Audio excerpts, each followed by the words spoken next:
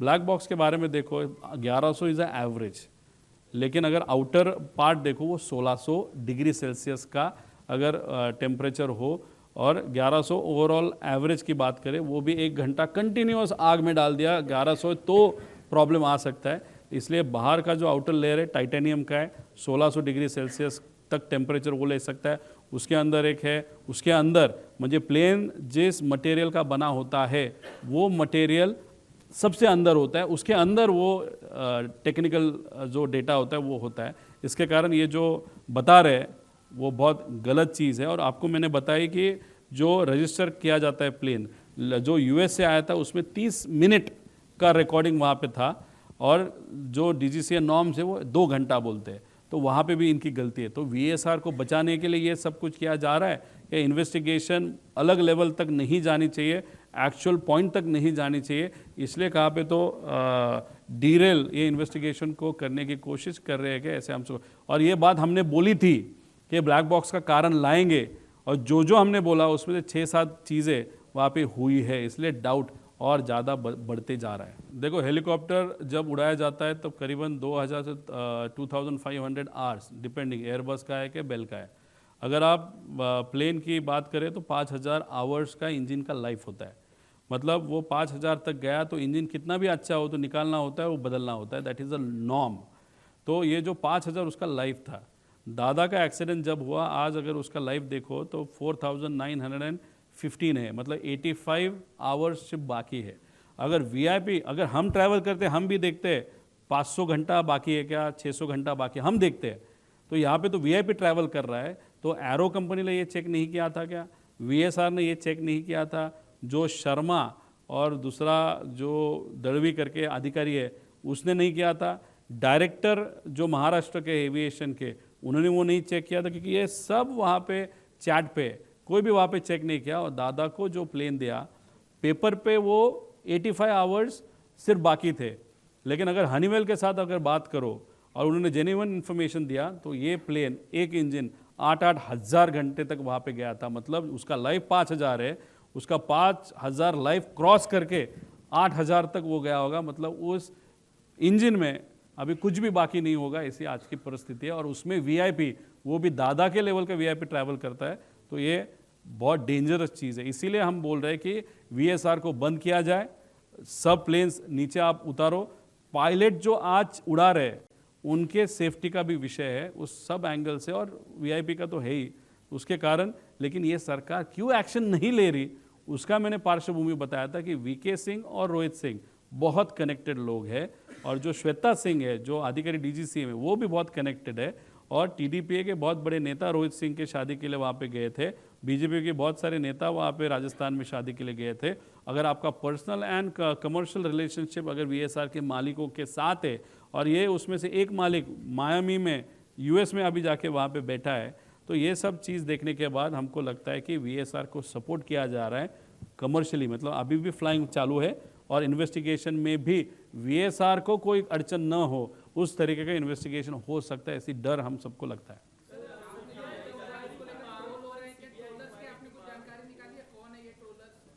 अभी ये ठक्कर नाम का है, क्या नाम उसका, सुमित ठक्कर नाम का एक ट्रोलर है, वो ऑफिशियली बीजेपी का ट्रोलर है। उसके पास अगर आप देखो तो मेरा आधार कार्ड उसने ट्वीट किया है। अभी हम इंफॉर्मेशन किस तरीके से निकाल रहे हैं, उसके लिए क्या कष्ट लेना पड़ता है वो हमको मालूम है। मेरे आधार कार्ड और मेरे साथ जो वीआईपी क्रिकेटर थे उनका आधार कार्ड ओपनली पब्लिकली ठक्कर वहाँ पे पब्लिश करता है, तो एयरपोर्ट अथॉरिटी ने उसने वो इन्फॉर्मेशन दी क्या, या सरकार में से किसी ने उसको इन्फॉर्मेशन दी क्या, और वो जानबूझ के कहाँ पे हमने बीजेपी पे बात की है। अगर बीजेपी पे या कोई भी राजकीय पॉलिटिकल नेता पे अगर हम बात नहीं कर रहे, पॉलिटिकल एंगल इसको नहीं दे रहे, तो पॉलिटिकल ट्रोलर मेरे को क्यों ट्रोल कर रहे हैं। और ये ठक्कर ही जो व्यक्ति है 2 दिन पहले उसने एक ट्वीट किया था, वो ट्वीट 2-3 जन के पास है, वो हमको देने वाले अभी तक उन्होंने नहीं दी। उसमें उसने लिखा था कि 2 दिन में महाराष्ट्र में बहुत बड़ा भूकंप होने वाला है, पॉलिटिकल भूकंप होने वाला है, लेकिन 7-7.5 मिनट में ही वो ट्वीट उसने डिलीट की। तो ये ठक्कर कौन है, ये बीजेपी का कार्यकर्ता है, तो वो खुद के लेवल पे वो ट्रोल हमको कर रहा है, या उसकी ट्रोल आर्मी जानबूझ के हम जो विषय मान रहे उसके अगेंस्ट वो ट्रोलिंग वहाँ पे कर रहा है, तो उसको किसी ने बताया है या खुद कर रहा है, ऐसा प्रश्न निर्माण होता है। और बीजेपी और किसी भी नेता के ऊपर न बोलते हुए भी अगर बीजेपी की ट्रोल आर्मी हमको ट्रोल कर रही है तो फिर हम अभी बीजेपी पे भी शंका ले क्या, ऐसा प्रश्न हमको अभी पड़ रहा है। उसी के साथ नेता को कुछ मालूम नहीं होगा, देवेंद्र फडणवीस साहब को नहीं मालूम होगा। देवेंद्र फडणवीस साहब को मुझे कहना है ये लोगों को ज़रा कंट्रोल कीजिएगा, नहीं तो ये आगे जाके लोगों को भी ऐसा लगना चालू हो जाएगा या हमको भी कि दूसरा एंगल इस विषय को बीजेपी के साइड से है कि नहीं। इसलिए ये चीज़ें ट्रोल के एंगल से हो रही है, इसके कारण हमको शंका वहाँ पे बढ़ रही है। वो कैश बॉक्स नाम की जो कंपनी वो अलग ट्रोल कर रही है, वो ठीक है, वो छोटा मोटा कर रही है, उनकी ताकत उतनी बड़ी नहीं है। लेकिन बीजेपी की ट्रोल की ताकत बहुत है और वो मेरे खिलाफ अगर ट्रोलिंग कर रहे हैं तो शंका तो वहाँ पे लेने की वहाँ पे गुंजाइश है, ऐसा लगता है।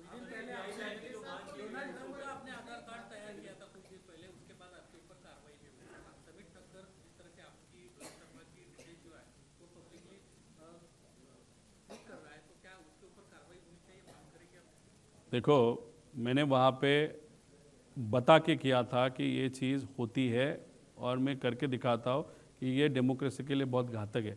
यहाँ पे ओरिजिनल मेरे आधार कार्ड वहाँ पे डाले हैं। हमने ट्विटर को वहाँ पे कंप्लेन की, ट्विटर ने उन पे ऊपर एक्शन ली, कोर्ट में भी हम जाने वाले हैं। लेकिन ये चिरकुट 10 पैसे वाले लोगों पे इतना समय क्यों वेस्ट करना, उसके कारण ज़्यादा हम आगे नहीं जाएंगे। लेकिन विषय इतना ही है कि सरकार इसके बारे में कुछ नहीं करेगा। बहुत खास ट्रोल है ये, बहुत ताकत है इसके पीछे और इसके माध्यम से करीबन 500 अकाउंट अलग अलग वहाँ पे चलाए जाते हैं। तो ये बीजेपी का खासम खास व्यक्ति, उसके ऊपर एक्शन शायद वो नहीं लेंगे और हम बोलेंगे भी नहीं। लेना है तो उनको लेने दो, नहीं तो लोगों को पता चल गया कि मेरे को कौन ट्रोल कर रहा है, क्यों ट्रोल कर रहा है, वो डेफिनेटली लोगों के मन में अभी शंका चालू हो गई। देखो, ये जो ट्रोल है उसकी हिम्मत देखो, उसने अभी ट्वीट किया है, उसको मुझे बताता हूँ। तू ठक्कर है क्या, कौन है, कहाँ से, वो नहीं मालूम। हम महाराष्ट्र के लोग हैं। वेलकम बोला है, वेलकम बोला है।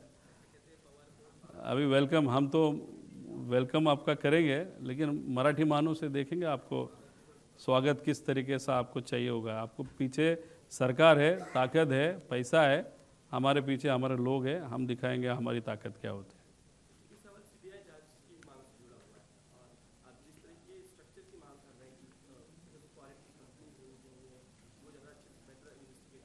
सीआईडी इज़ अ सीआईडी जब भी ये सीआईडी ये महाराष्ट्र की एजेंसी है, उनको काम क्यों दिया गया है, बिकॉज उसको एक क्रिमिनल एंगल है, इसलिए सीआईडी का नाम आगे आया था। जो टेक्निकल इन्वेस्टिगेशन है वो डीजीसीए के माध्यम से वहाँ पे किया जा रहा है, वो जो उनकी एक अलग बॉडी है वो। और अभी देखो, जब महाराष्ट्र की एक आध एजेंसी सीआईडी काम कर रही है, तब अजय दादा का पक्ष बोल रहा है कि नहीं, अभी सीआईडी ठीक है, अभी सीबीआई को दे दो, मुझे सेंट्रल केंद्र सरकार को वहाँ पे दो। अभी सीबीआई भी वहाँ पे करेगी, सीआईडी वहाँ पे करेगी, अलग अलग एजेंसी किया जाएगा। हमारी मांग है फ्रांस, यूके, यूएस, वहाँ के जो एजेंसी हमने लास्ट प्रेजेंटेशन में नाम लिए थे उनको भी ले लो, लेकिन इसको एक गवर्निंग बॉडी रखो। अभी हम चाहते थे महाराष्ट्र के विरोधी पक्ष नेता, लीडर ऑफ अपोजिशन, उसका प्रमुख रहे, अभी ठीक है वो नहीं रहे, तो कोई है ही नहीं हमारे यहाँ पे लीडर ऑफ अपोजिशन महाराष्ट्र में। तो फिर सरकार का जो पार्लियामेंट है वहाँ राहुल गांधी जी उनको ले लो, कुछ एमपी को ले लो, कुछ एमएलए को ले लो, अजय दादा के पक्ष के लोगों को वहाँ पे ले लो, कुछ एक्स जजेस को ले लो, एक्स अधिकारी को ले लो, एक बॉडी वहाँ पे करो ताकि ट्रांसपेरेंट वहाँ पे एक सर्वेलेंस या जो भी सर्वेलेंस नहीं लेकिन एक कंट्रोल वहाँ पे रहेगा। उसके नीचे सीबीआई, फिर मंत्री को भी, अगर मुख्यमंत्री साहब को भी आना है वो भी आ सकते हैं, केंद्र सरकार के लोगों के आना आ सकते हैं, और उसके नीचे फिर सीबीआई, सीआईडी, अलग अलग जो भी एजेंसी वो उनके नीचे रहेंगे। तो एक कंट्रोलिंग बॉडी होना बहुत इंपॉर्टेंट है, क्योंकि जिस तरीके से आज तक इंक्वायरी हुआ, इन्वेस्टिगेशन हुआ, वो अच्छी तरीके से नहीं हुआ, ऐसे हम सबको दिखता है।